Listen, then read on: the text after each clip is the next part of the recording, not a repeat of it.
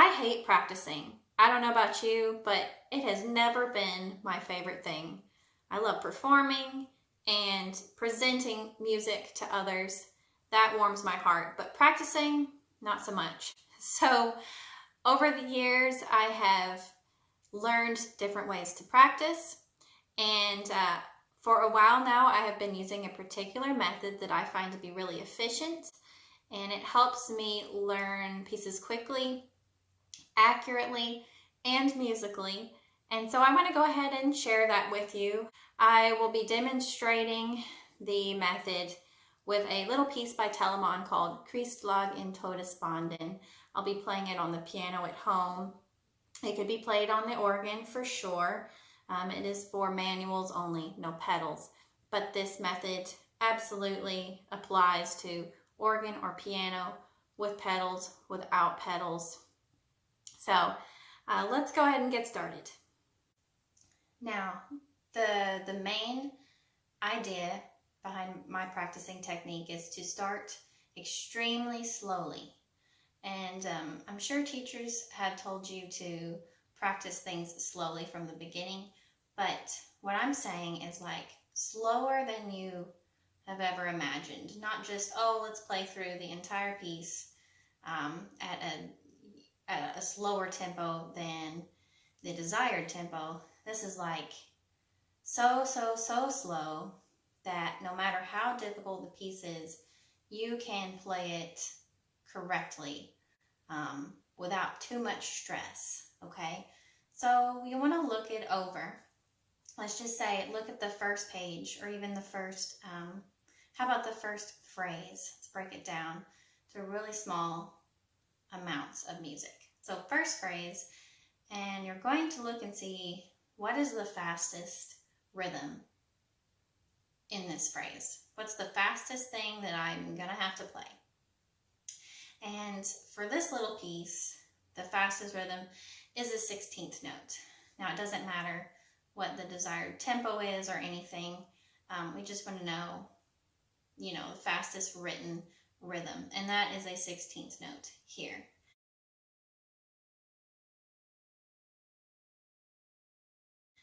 So that means I need to practice this phrase at such a slow tempo that those 16th notes do not trip me up. In fact, I can almost sight read them mindlessly. That's the goal. So that's the first thing. Slow practice. The second tip is to break down your music into extremely small units.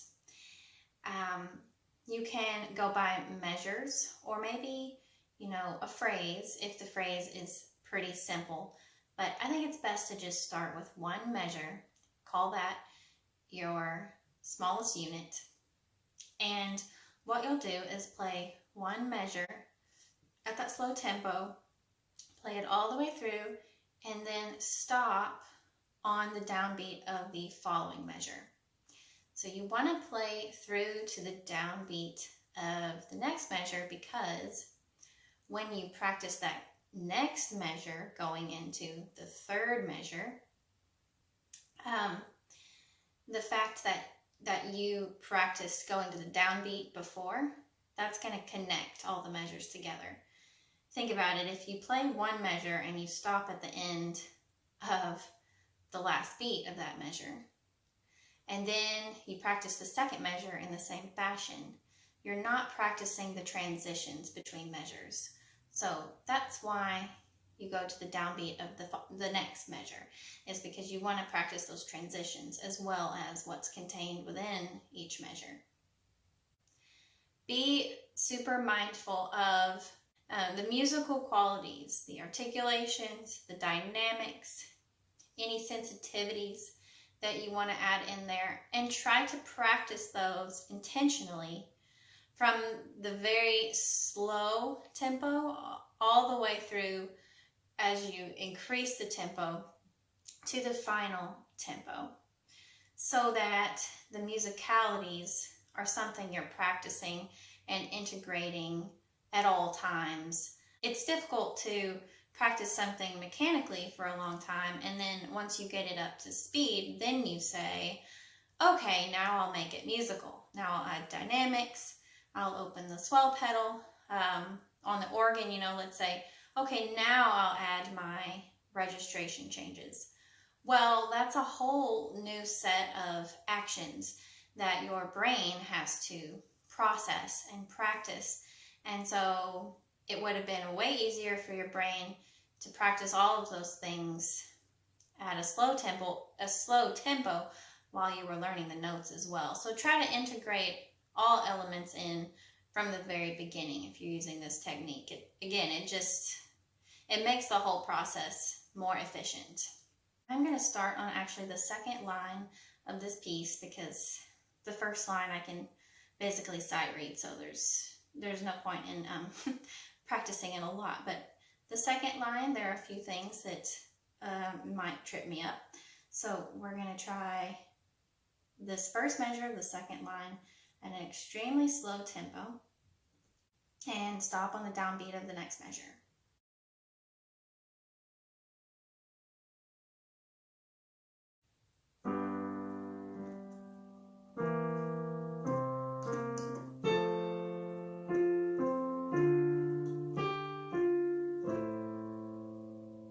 Now actually that wasn't slow enough for me because I made one mistake and almost a second mistake.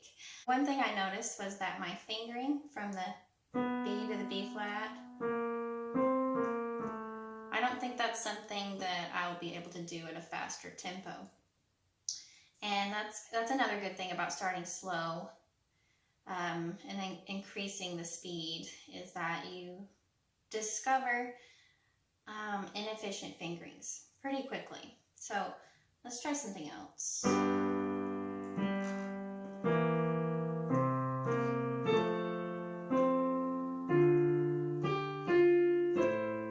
Alright, so I grabbed a couple notes from the treble clef with my left hand to try to make this just a little easier for me. Now, what we're going to do is we're going to speed up the tempo little by little until we get it to the desired final tempo.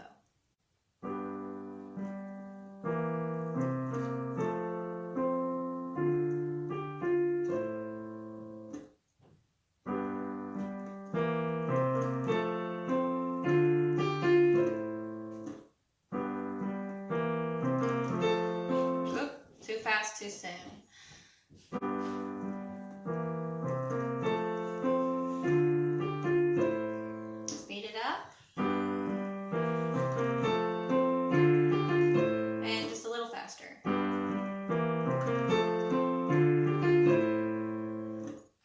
Pretty good about that as my final tempo. Now, then what we would do is we'd practice that next measure to the downbeat of the following measure, like so. Very slowly.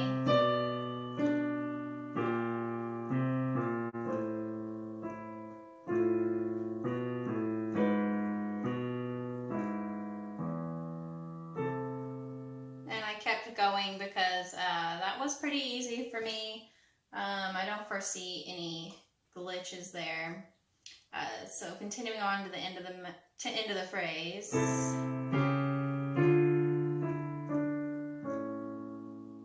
Okay, so then you're going to go play the entire phrase or collection of measures if it's not really a phrase. You probably want to do 4 to 8 measures depending on how comfortable you feel with the measures.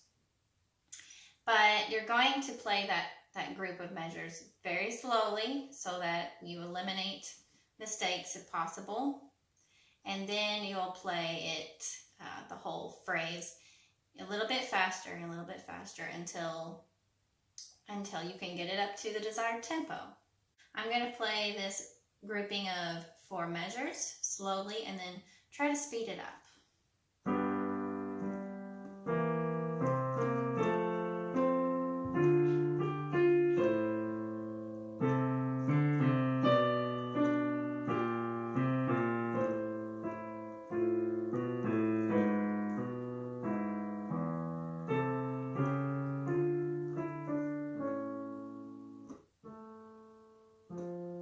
and I went on to the downbeat of the next measure, even though the phrase ended. I went ahead and went to the downbeat of the following measure because, again, transitions. You don't want to forget about those. So let's try this a little bit faster.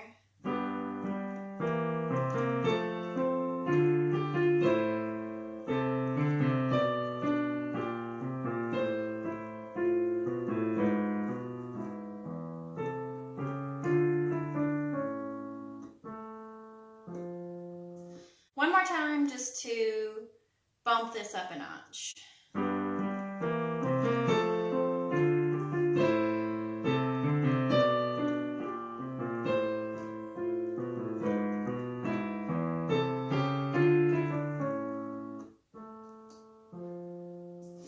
Alright, I'm pretty happy with that. You've got these phrases learned and you're able to play them up to tempo. You're able to play them musically. And then you can start stringing those longer phrases together.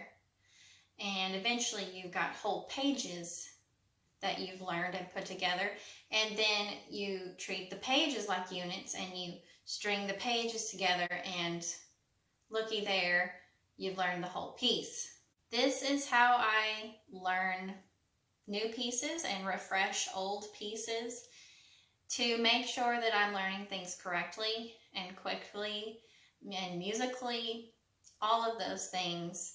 I find this to be a really efficient, practical method for me personally. Again, I stress that you want to play musically from the very beginning. Never get into this mindset that you're just practicing mechanics, you're just practicing notes and fingerings, because if you practice that way, your final product will likely sound disjointed and mechanical. Before you go, please leave a comment. Tell me if this has been helpful at all, and if you have other methods of practicing that you really love. I think that would be helpful for everyone who stumbles across this video and looks at the comments.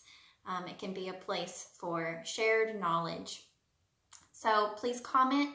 Also, I would really appreciate it if you would subscribe to the channel, The Church Musician's Assistant, and like this video.